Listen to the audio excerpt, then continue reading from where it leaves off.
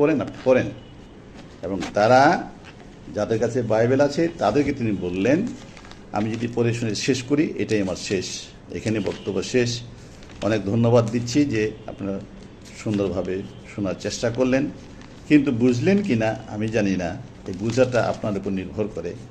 তবুও এই 10 অধ্যায়ের 34 পদটা পড়ে, যোহন লিখিত সুসমাচারের 10 অধ্যায় 34 পদ আমি আপনার কাছে রেখে শেষ করছি যে হু আর ইউ। দেন আপনি you have to able to know yourself, যে আপনি কে। বলছে, যিশু তাহাদিওকে উত্তর করিলেন, তোমাদের ব্যবস্থায় কি লিখিত নাই, আমি বলিলাম তোমরা ঈশ্বর। Who are you? You are as like god.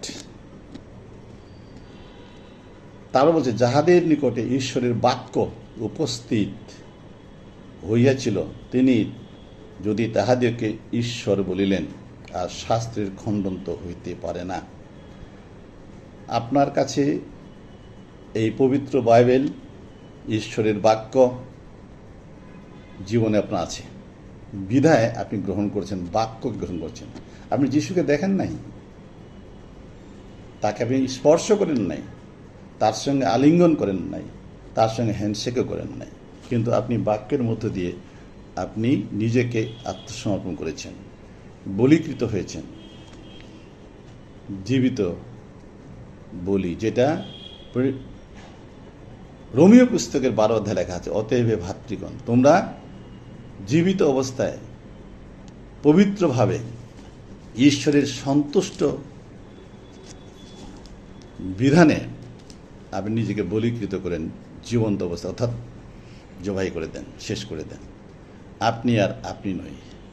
আসুন আমরা যেন সেইভাবে, কিভাবে, যেহেতু আমরা বুঝতে পেরেছি ঈশ্বর যেন নিন্দিত না হয় আপনার দ্বারা, এই জন্য এখানে বারবার সতর্ক করে দিচ্ছে, বলছে যে শাস্ত্রের খণ্ডন তো হইতে পারে না, তবে যাহাকে পিতা পবিত্র করিলেন ও জগতে প্রেরণ করিলেন, তোমরা কি তাহাকে বলো যে তুমি ঈশ্বর নিন্দা করিতেছ? কেননা আমি বলিলাম যে আমি ঈশ্বরের পুত্র। ওয়াও!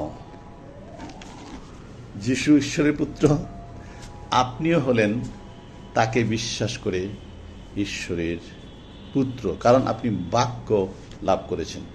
যোহন লিখিত সুসমাচারে 14 অধ্যায় আছে, আমি পিতাতে আছি, যেমন আমি পিতাতে আছি, পিতা আমাতে আছে। তোমরা আমাতে আছো, ঠিক তোমরাও পিতাতে আছো।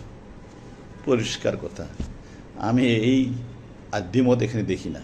যারা চলাফেরার মধ্য দিয়ে, জীবনযাপনের মধ্য দিয়ে, বুঝার মধ্য দিয়ে দ্বিমত তিনমত প্রকাশ করছেন, এমনকি একই বলি বারবার পাঠাকে বলি দিচ্ছেন, আপনি পাঠার মতো হয়ে যাবেন না।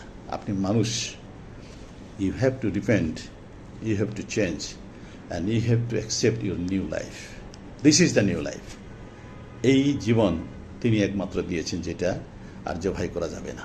যদি করে থেকে থাকেন, না বুঝে থেকে থাকেন, আজকে আসুন আমার সাথে একমত হন, শাস্ত্রের সঙ্গে একমত হন।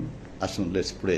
জিজাস, তোমাকে ধন্যবাদ দেই এই সুন্দর সুযোগের জন্য, সময়ের জন্য, যে তুমি তোমার বাক্যের দ্বারা আমাদেরকে নিশ্চিত করেছো, উৎসাহিত করেছো যে আমরা একটিবার মাত্রই তোমার কাছে সমর্পিত হয়েছি, আত্মসমর্পণ করেছি, এবং তুমি আমার দ্বারা আমাদের বলীকৃত তুমি হয়েছ, আমরা তোমার কাছে বলীকৃত হইলাম।